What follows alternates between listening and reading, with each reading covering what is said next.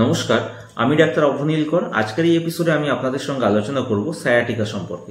ক্লিনিকে অনেক সময় পেশেন্টরা এসে বলেন যে ডাক্তারবাবু, আমার কোমর থেকে পায়ের পেছন দিক বরাবর ব্যথা একদম পায়ের পাতা পর্যন্ত নেমে যাচ্ছে, এবং অনেকে এরকম বলেন যে পা অবশ হয়ে যাচ্ছে, ঝিনঝিন করছে। আবার অনেকে এসে এরকম বলেন, আমার এই যে ব্যথাটা হচ্ছে, এই ব্যথাটায় মনে হচ্ছে যেন পায়ে কেউ সূচ ফুটিয়ে দিচ্ছে বা পিন ফুটিয়ে দিচ্ছে। ডান পায়ে এরকম ব্যথা হতে পারে, বা পায়েও হতে পারে, তবে পায়ের পেছন দিক বরাবর কিন্তু ব্যথার সমস্যাটা হয়। এই যে ব্যথার সমস্যার কথা আমি আপনাদের বললাম, এটার কারণ কিন্তু হতে পারে সায়াটিকা।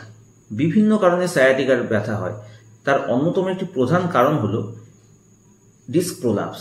L4 L5 ভার্টিব্রার মধ্যবর্তী ডিস্ক বা L5 S1 ভার্টিব্রার মধ্যবর্তী ডিস্ক প্রোলাপসের কারণে কিন্তু এই সমস্যা হয়ে থাকে। এছাড়াও যাদের দীর্ঘদিনের ডায়াবেটিসের সমস্যা রয়েছে তাদের ক্ষেত্রেও কিন্তু এরকম সায়াটিকার ব্যথা হতে পারে। এছাড়াও যাদের ওবেসিটির সমস্যা রয়েছে তাদেরও কিন্তু এরকম সমস্যা হতে পারে। বিভিন্ন কারণ আছে এই সায়াটিকার ব্যথার, তার মধ্যে উল্লেখযোগ্য বেশ কয়েকটি কারণের কথা আমি আপনাদের বললাম। এবার চলে আসি, যদি এরকম ব্যথার সমস্যা হয় সেক্ষেত্রে কি করবেন।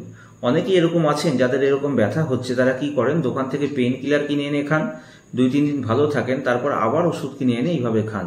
তো আপনাদের উদ্দেশ্যে বলবো, এই যে আপনারা এইভাবে দোকান থেকে পেইন কিলার কিনে এনে খাচ্ছেন, এর কিন্তু অনেক পার্শ্ব প্রতিক্রিয়া বা সাইড এফেক্ট রয়েছে।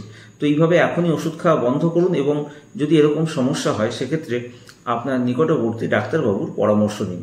হোমিওপ্যাথিতে কিন্তু এই সায়াটিকার ব্যথার বিভিন্ন ওষুধ আছে, তবে আজকে আমি আপনাদের বলবো একটি মাত্র ওষুধের কথা, ন্যাফেলিয়াম 30।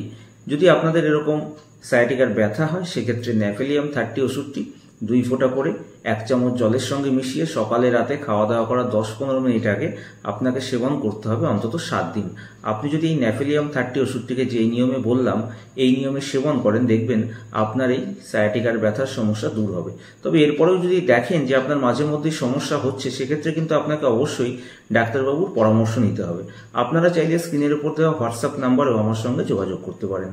তো আজকে আমি আপনাদের সঙ্গে আলোচনা করলাম সায়াটিকার হোমিওপ্যাথিক চিকিৎসা সম্পর্কে। কেমন লাগলো আজকের এপিসোডটি অবশ্যই কমেন্ট করে জানাবেন।